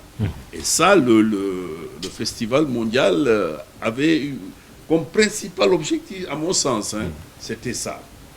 L'autre, moi je détiens une bande dans laquelle le président Senghor dit lui-même, on l'entend le dire, beaucoup de gens se sont trompés. Le festival de 66, ce n'était pas le mien propre. C'était le festival de la Société africaine de culture. Je veux qu'on rende hommage à Alioune Diop. Ce fait, cet état de fait. Beaucoup de gens se sont trompés là-dessus. Senghor n'a jamais voulu dire que le festival c'est à lui. Non, non, pas du tout. Très bien. Il était bien placé pour offrir son pays en tant que premier chef d'État de cette bande-là. Oui, pas de cette bande de 4, ils étaient plus que 4. Très bien. Oui. Mais vraiment, il a fait preuve de générosité dans ce livre. Très bien. Lamine Samb. Et moi, je terminerai par ça. Oui. Je ne suis pas peintre, je ne suis pas tout ce qu'on voudrait, mais j'étais juste un modeste chanteur. Donc, j'étais à la tête du Dakar Université Sextet, notre orchestre de l'université. Et à ce moment-là, nous jouions au Boulmich, qui était à la Sika Brudis. Nous avons eu le plaisir d'amener la Franco et le tout-puissant Hockey Jazz. Et c'était quelque chose d'extraordinaire. Je ne peux même pas l'expliquer. Très bien. Franchement. Lamine Samb. Merci pour encore tous ces éclairages. Mais juste, oui, Lamine Samb, on finit, après on termine avec vous. Lamine Samb et puis les étudiants. Oui, juste là, oui. Après, on termine avec Amidou. Merci Mamoudou. Je voudrais vous féliciter tous les deux parce que ces agapes de l'esprit, on n'a pas coutume souvent d'y prendre part. Et c'est aujourd'hui une occasion vraiment extraordinaire pour moi que d'assister à cela. Je voulais simplement dire qu'il y a au cœur de tout cela, dans la préparation du Festival mondial des arts nègres, deux choses qui m'ont marqué. Mais qui m'ont marqué a posteriori, parce que c'est dans mes lectures sur Senghor que j'ai pu percevoir très directement ces deux aspects. D'abord, la confiance en l'homme, faire confiance à l'homme. Ce concept de l'homo sénégalensis que Senghor agitait souvent n'était pas du tout un vain mot. Mais il y a également l'esprit de prospective. Et Amidou en a parlé longuement certainement, mais il y a des aspects qui montrent bien qu'avec cet esprit de prospective, Senghor était vraiment celui-là qui avait bien dit un jour, le temps dira un jour si j'ai bien pensé. Et ça, c'était pour montrer qu'il avait conscience d'avoir eu tort pour avoir eu raison trop tôt sur tous les autres. Et ça, c'est important à dire. Parce qu'aujourd'hui, tous ceux-là qui pourfendent Senghor, tous ceux-là qui vaticinent sur ce qu'il a pu faire ou ce qu'il n'a pas pu faire, etc., oublient que ce pays, franchement, ne serait pas ce qu'il est devenu par la suite si Senghor n'avait pas été parmi nous. Et c'est Dieu qui nous l'a amené. C'était quelque chose qui est arrivé comme cela, mais il fallait nécessairement que Senghor soit là. Et aujourd'hui, encore une fois, ceux qui vitupèrent Senghor et qui ne le connaissent même pas, qui ne l'ont pas lu, parce que je vous assure, M. Kane, si vous faisiez un sondage, un véritable sondage dans ce pays, pour savoir quels sont ceux qui ont lu Senghor réellement dans le texte, vous seriez surpris par la modicité du nombre. Et ces gens qui ne l'ont pas lu ont tendance souvent à l'opposer à des gens qui sont des gens qu'ils considèrent de la façon la plus extraordinaire. Ils l'opposent même à Césaire, qui est son frère. Ils l'opposent à Césaire qui, véritablement, n'a pu connaître l'Afrique qu'à travers Senghor. D'abord. Ensuite, évidemment, par ses recherches et ses voyages, il a pu connaître davantage l'Afrique. Très bien. Et se découvrir des origines bambara. Mais ils l'opposent également, vous me permettrez une minute, ils l'ont opposé également à Cheikh Anta Diop. Et c'est ça qui me fait mal, moi. Parce que, ayant lu tous les deux, je sais très bien que Senghor a dit exactement la même chose que Cheikh Anta Diop. Je le répète, il a dit exactement la même chose que Cheikh Anta Diop, mais 15 ans avant Cheikh Anta Diop. Chacun dans son domaine de compétence. La poésie chez Senghor et les sciences chez Cheikh Anta Diop. Mais ces deux ne se sont jamais perdus de vue dans le sens des connaissances qu'ils voulaient véhiculer. L'école des arts, les étudiants actuels de cette école fondée par Senghor. Oui. Bonjour, bonjour. M. Kane, et Oui. bonjour M. Sall aussi. Je m'appelle Ousmane Kamara, je suis le président de l'amicale des élèves de l'École nationale des arts. Et vraiment, nous sommes très réjouis de partager ces moments avec vous, avec ces monuments de la culture. Et juste pour dire quelques mots, comme vient de dire monsieur, la jeunesse d'aujourd'hui du Sénégal ne connaît pas Senghor du tout, je peux le dire. Ça aussi, il faut revoir cela dans le contenu même des programmes d'enseignement. Parce que Senghor, vraiment, le Sénégal, on ne le connaît pas. On ne le connaît pas du tout. On le connaît juste en tant que président. On l'a dans nos cahiers, dans nos livres, comme président du Sénégal. Mais au fond, on ne connaît pas Senghor. Du côté de l'École nationale des arts, le président Senghor, comme on dit, avait un véritable politique culturelle. Donc, j'ai lu quelques mots de Amadou Lamine Sall. Il disait que l'idée de Senghor était claire, c'est de faire du Sénégal la Grèce noire de l'Afrique.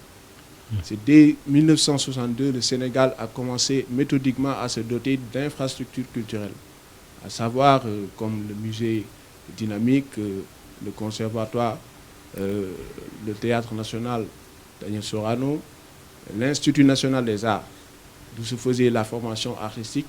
Et donc, il y avait beaucoup d'infrastructures culturelles. Mais la question que je me pose, est-ce que ce que Senghor avait semé dans sa politique culturelle, est-ce que ces édifices sont toujours vivants? Ou bien, est-ce que l'idéologie de Senghor dans la culture, est-ce qu'elle est toujours suivie? Est-ce qu'elle a abouti? C'est ça notre problème. Question précise. Amidou Sall. Oui, il y a Alassane et Boubacar, oui. Voilà, une information. Oui. Dans quelques jours, du 28 juillet au 31 juillet, le Sénégal va abriter la conférence internationale de préfiguration du musée des civilisations noires. Des experts, des chercheurs du monde entier, de tous les continents, seront à Dakar pour réfléchir sur les grandes lignes conceptuelles et stratégiques du musée des civilisations noires, dont l'inauguration est prévue en novembre 2016. Or, le musée des civilisations noires est une retombée du premier festival mondial des arts nègres. Ça fait partie des recommandations. Pour vous dire, le Sénégal abrite le Grand Théâtre, le monument de la Renaissance africaine, le musée des civilisations noires, le théâtre Daniel Sorano, qui a été inauguré en 1965 pour abriter le premier festival mondial des arts nègres. Et à mon avis, la 4e édition, le Sénégal doit l'abriter. Et ce que je propose, même l'État doit l'inscrire dans son budget, que ça soit une édition par 4 ans ou bien par 6 ans, il faut que le Sénégal continue à renouer avec l'initiative historique pour que le Festival mondial des arts nègres soit domicilié ici. Parce que si on le transfère, ça perd des acquis organisationnels, des stratégies consolidantes. Je vous remercie. Merci Alassane. Oui, Boubacar. Oui, oui. Nous ne sommes, les journalistes, nous ne sommes pas des terroristes, même si vous l'avez dit sous le ton de la boutade.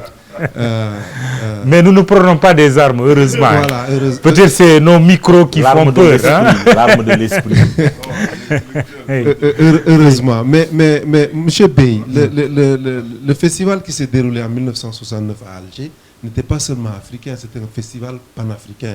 Les Américains y étaient, les Brésiliens y étaient. Voilà, c'était pas limité au continent. Voilà, c'était pas seulement le continent. Donc ça, il faut cette précision-là. Mais sur Dia et Senghor, je ne reviendrai pas. Ça, il y a des manœuvres. C'est vrai qu'il y a des choses de politique intérieure, mais il y a aussi les manœuvres de la France qui ne voulaient pas que ce duo-là réussisse. Ça, c'est clair. Les faits sont là pour le prouver. Troisième chose, c'est on l'a opposé à Césaire, peut-être. On l'a opposé à Senghor, mais les faits montrent que dans sa politique, dans sa gouvernance, Senghor, il faut avoir le courage de le dire, était l'homme de la France contre une certaine idée de l'Afrique, une certaine idée du Sénégal qu'incarnait Cheikh Anta Diop. Et Cheikh Anta Diop avait une filiation, c'est vrai que le duo Dia-Senghor était au pouvoir, mais avait une filiation peut-être idéologique aussi avec Mamadou Dia. Parce que Cheikh Anta a refusé de faire de la politique tant que Mamadou Dia était en prison. Et il n'a repris la politique, il a refondé un parti qu'en 1975, après la sortie de Senghor, de Dia de la prison. Les faits montrent que sur les langues nationales, si les langues nationales aujourd'hui dans le système éducatif sénégalais se portent mal, c'est parce que Senghor a mené une certaine politique contre ça. Si, on parle de Grèce noire. Oui, on est dans une émission on est dans une démocratie, quand même contradictoire, c'est important. Oui. Ça, c'est important. Oui. L'université de Dakar, quand même, Cheikh Anta Diop a été empêché d'enseigner là-bas. Il a été empêché d'enseigner là-bas. Et c'est Senghor qui disait que c'est parce que c'était une université française. 17 ans après l'indépendance, cette université était encore dirigée par un Français. Si Senghor avait été le partisan d'une politique nationale indépendante que vous décrivez, moi je veux bien le côté culturel. C'est vrai, Senghor a fait des choses, mais Senghor a aussi été un homme qui garantissait la stabilité du pays au profit des intérêts économiques essentiellement de la France. Vous voyez la chambre de commerce qu'il a citée tout à l'heure, mais la chambre de commerce était le lieu de défense des intérêts financiers et économiques de la France. Aujourd'hui encore, on est dans cette logique-là, on perpétue ça depuis très longtemps, depuis toujours. Aujourd'hui, on parle d'Orange, de Bouygues, de Bolloré et tout ça. Tout ça parce que les bases ont été, disons, posées par Senghor d'une certaine manière. C'est vrai qu'une émission de télévision ne peut pas permettre de tout développer, mais il ne faudrait pas aussi ressortir avec cette image d'ange, de prophète. Sans Senghor, le Sénégal ne serait pas ce qu'il était. Bon, ça, vous ne pouvez pas le dire, c'est parce que c'est Senghor que vous avez connu. Voilà. Boubacar, soyez à l'aise. Heureusement que vous avez été le contradicteur. Oui. C'est juste pour rappeler une chose aussi. Parmi effectivement la préparation du Festival mondial des arts nègres, c'est que aussi avant la tenue, Senghor, justement, puisque vous êtes à l'APS, Senghor a permis aussi à des journalistes de se former à la critique avant même la tenue du festival. Donc c'est effectivement, comme vous l'avez dit, c'était d'anticiper et de donner aussi tous les atouts pour une meilleure visibilité de ce que peut représenter effectivement ce festival. Je crois que, Amidou, vous l'avez bien dit, c'est qu'en tout homme, nous portons tous notre propre contradiction.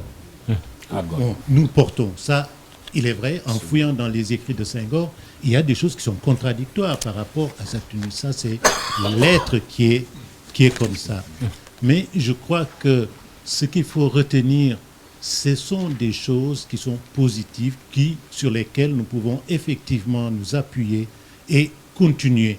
Effectivement, vous avez parlé de ce dialogue islamo-chrétien, vous avez parlé de ce qui nous unit.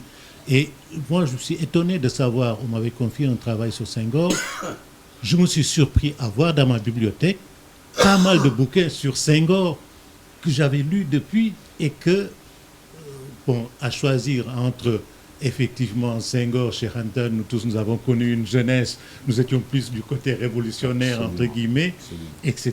Mais aujourd'hui, il faut avoir du recul aussi par rapport à des événements. Une relecture de Senghor. Une relecture de Senghor et Très aussi un recul, effectivement, nous permettra en tout cas de tamiser ce qui est encore viable pour nous, ce que Senghor a laissé pour faire avancer les choses. La seule dame, on va lui donner la parole pour terminer très rapidement, parce que le temps est fini. Oui, merci. Alors, je voudrais aussi féliciter M. Sall. Et moi, en 1966, je n'étais pas encore née, mais je salue l'initiative. Tout comme beaucoup ici. Voilà, je salue l'initiative du président. Il ne faut pas nous vieillir. Du tout. Alors, moi, je voudrais saluer l'initiative du président Poète, qui a été un grand visionnaire. Et comme l'a dit mon collègue, nous, vraiment, dans le secteur culturel, depuis le départ de Senghor, on ne sent plus vraiment nos décideurs porter leurs mains sur le secteur culturel. Alors vraiment, donc nous saluons vraiment M. Senghor. Très bien. La question qu'on se pose aussi, c'est que dans le domaine, on parle d'émergence actuellement dans ce pays-là, et on n'a pas vu vraiment le secteur culturel figurer réellement dans les propositions. Et nous voudrions que ça la figure là-dedans. Le conseil culturel du Premier ministre est là, M. Samb. Mais Hamidou, on va finir avec toi, mais finalement, j'ai fini par te tutoyer.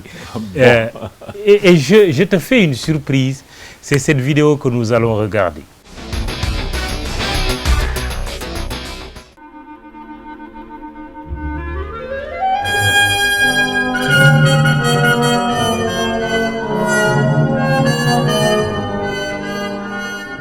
Beaucoup d'émotions. Vous savez, la poésie, la bonne poésie, c'est des paroles plaisantes au cœur, à l'esprit, à l'âme. Ces poèmes d'Hamidou m'ont véritablement touché au plus profond de moi-même. Pourquoi? Parce que Hamidou nous a offert Rhapsodie fluviale. C'est un hymne à son fleuve, mais à notre fleuve. Ce fleuve qui a donné son nom à mon pays.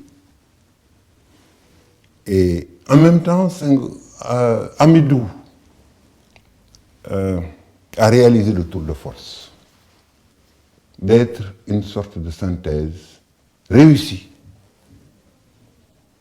de ces deux pères spirituels, Senghor et Césaire. On a chez lui la fulgurance, on a chez lui le caractère apaisé, on a le rythme, on a ce don extraordinaire qu'il a de l'écriture. Parce qu'on peut être fils spirituel de Senghor et de Césaire et ne pas bien les servir. Mais lui, il sait les servir.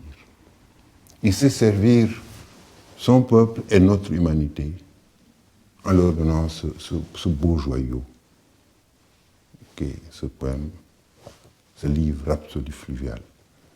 Et il a cette qualité d'écriture, ce don, cette profondeur et cette cohérence de la pensée,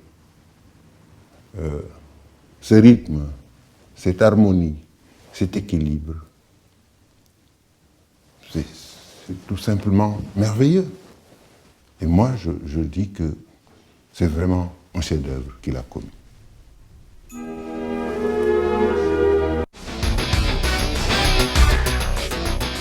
C'était Abdou Diouf, ancien président du Sénégal, héritier politique de Senghor, mais qui a été ton patron aussi à la francophonie quand il était secrétaire général de l'OIF. Mais Hamidou, on va terminer. Le festival de 66, qui était son lien avec l'éducation, la politique culturelle de Senghor pour terminer cette émission, pour reprendre Khalidou Kassé et les étudiants de l'école des arts. Pour reprendre un peu en synthèse tout ce qu'ils ont dit, et notamment je suis très sensible à ce qu'a dit mon ami Cissé, je pense qu'il nous faut sereinement travailler à redonner à l'histoire le sens de sa logique. Je l'ai dit, ce qui s'est passé, ce n'est pas peu. Un petit pays qui, au départ de son émancipation, s'offre ce qu'il s'est offert et qui lui a donné des racines si profondes qui font que, quelque part, je pense à la devise de Paris, Fluptiak nek medjutur, ça tangue mais ça ne tombe pas. Ce baobab-là, on l'a secoué, mais il tient encore debout parce que les racines sont profondes. Puissions-nous rester dans cet esprit, dans cette dynamique, et savoir que ce qui fait la grandeur de ce Sénégal-là, ce n'est pas Senghor. Le système éducatif lui-même est un pur produit de cette histoire-là. Parce que s'il a pu passer par Ngazobil, arriver au lycée Van Vollenhoven, aller au lycée Louis le Grand jusqu'à l'agrégation, mais c'est parce que c'est une histoire. D'autres sont passés par là, n'est-ce pas? Mais l'essentiel, c'est que nous travaillons tous, individuellement et collectivement, à asseoir ça. Et soyons habités par la nostalgie. Nostalgie, vous savez, moi j'aime bien les enjeux d'étymologie. Nostalgie, c'est l'algie du nostos. C'est l'algie, c'est la douleur. Le nostos, c'est le retour. Donc, la douleur du retour de ce passé glorieux que nous avons connu. Mais aujourd'hui, quand je vois... Bon, j'étais là au moment de la dernière biennale. J'avoue que ce que j'ai entendu, les annonces que j'ai entendues, faites par le président de la République, c'est quelque chose qui me rassure et qui me... Parce que la biennale, c'est quoi? C'est une fille aussi de ce festival-là. Tout à l'heure, Soleil l'a dit, l'art nègre. Mais il ne faut pas oublier aussi que ce festival mondial des arts nègres avait réussi une autre prouesse. Je me garderai de citer le nom de qui que ce soit. Mais ce festival mondial des arts nègres a fait venir ici à Dakar, fait unique, jamais répété dans l'histoire, les 600 pièces les plus prestigieuses de l'art africain emmurées dans les musées européens, occidentaux. 600 pièces, dont le fameux moulage qui a révélé l'art nègre à Derain et à Vlaming. Et vous savez que Picasso, toute sa perspective plastique, n'est-ce pas, a été bouleversée quand il a véritablement vu l'art nègre, le masque africain. C'est la période de rupture des Demoiselles d'Avignon, 1906. N'est-ce pas? Et quand tu me dis, je parle de Picasso parce que Soleil est là, le musée dynamique à l'époque avait reçu une exposition convoitée par beaucoup de pays qui n'ont pas eu, une exposition Picasso qui est venue ici à Dakar, qui a permis à des élèves de ma génération, lorsque nous étions au lycée, on s'organisait les mercredis après-midi pour aller avec nos profs de français ou d'histoire, visiter cette exposition et venir faire des comptes rendus. Comment faire, comme l'a dit Khalidou Kassé, avec une jeunesse portée sur la lutte, sur la danse, la musique, il faut simplement mais qui doit être éduquée et bien éduquée. Il faut simplement retourner aux fondamentaux. Aux fondamentaux, les fondamentaux, c'est l'éducation. Encore une fois de plus, étymologie, éducation, éduquere. C'est sortir de, prendre par la main et guider vers. Il nous faut reprendre en main le système éducatif. Parce que, citoyens, ici aujourd'hui on se plaint beaucoup d'incivisme. Mais on ne n'est pas citoyen, on le devient et on le devient par l'éducation. Or l'éducation, ce n'est pas simplement l'éducation formelle classique sur les bancs à l'école. L'éducation, nous tous, nos maîtres à l'école primaire, à la première classe, quand ils ont pris possession de nous, ils ne faisaient que continuer et parachever quelque chose qui avait été commencé dans la famille. Parce que nous avions la chance à l'époque d'avoir une famille que je définirais comme un creuset de valeurs consensuelles entre différentes générations. On va terminer, Amidou. Aidez-nous à comprendre. Quand Senghor dit l'émotion est nègre, la raison est hélène, Beaucoup de gens ne l'ont jamais compris. Non, bon, ça, il fallait peut-être... Il fallait peut-être commencer par là, au début de ton émission d'1h30. Et on se serait promené toute l'heure et demie sans terminer. Je signalerai simplement que Senghor, en poète, en latiniste, a essayé de loger une réalité à l'intérieur d'un alexandrin. Parce que tu sais, c'est un alexandrin. Souvent d'ailleurs on l'a... Merci beaucoup. Souvent on l'a d'ailleurs même donné dans la forme sous laquelle il ne l'a pas dite, n'est-ce pas? Bon, mais ça, si tu veux, il faut inviter une autre émission, les affaires de la cité, parce qu'on pourrait y passer quand même une bonne heure et demie pour essayer de discuter là-dessus, parce que bon, on en discute jusqu'à présent. Mais je voudrais, puisque tu dis éducation, et puis on parle d'Alexandrin, bon, éducation, il nous faut retourner aux fondamentaux. Et les fondamentaux, c'est ça. Je dis, on ne naît pas citoyen, on le devient par éducation. Aujourd'hui, il y a beaucoup d'incivisme. Pourquoi? Parce que l'espace... Bon, là, je suis un peu terrorisé par ta main qui se lève. Je ne sais pas qu'est-ce que ça veut dire. Parce que c'est terminé. Il faut que je me taise, donc. L'émission est terminée, on va finir. L'émission est terminée. Oui, allez-y, terminez votre phrase. Non, je ne veux pas aller hors du temps, n'est-ce pas? Oui.